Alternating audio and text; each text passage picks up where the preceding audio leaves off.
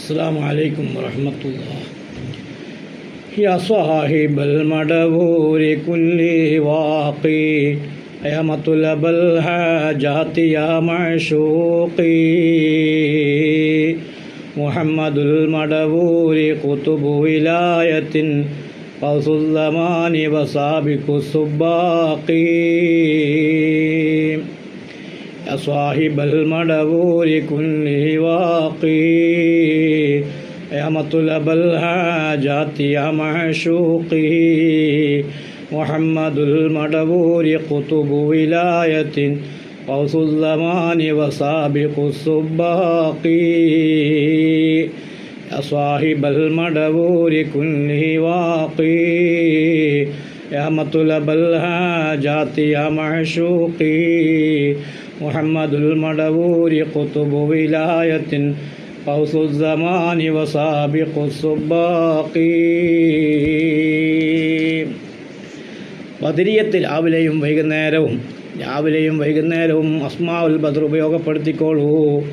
എല്ലാ പ്രയാസങ്ങൾക്കും പ്രശ്നങ്ങൾക്കും അത് പരിഹാരമാണ്.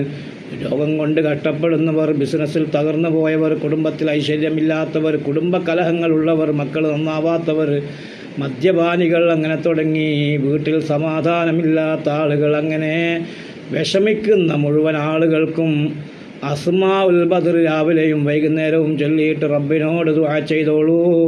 പ്രശ്നങ്ങൾക്കെല്ലാം പരിഹാരമാകുന്നതാണ്. പക്ഷേ ഒരു നിബന്ധനയുണ്ട്. വതറൽ അജായിബ ഇന്നദം തതിലാവതൻ ഫിഹാ മഅൽ ഇസ്ബാഹി വൽ ഇംസാഇ ലകിൻ ബിശർത്തിൽ ഇദ്നി മിൻ അർബാബിഹാ മഅസ്നി ളന്നിൻ തുഹള ബിൽ ഇഅ്താഇ വതറൽ അജായിബ ഇന്നദം തതിലാവതൻ.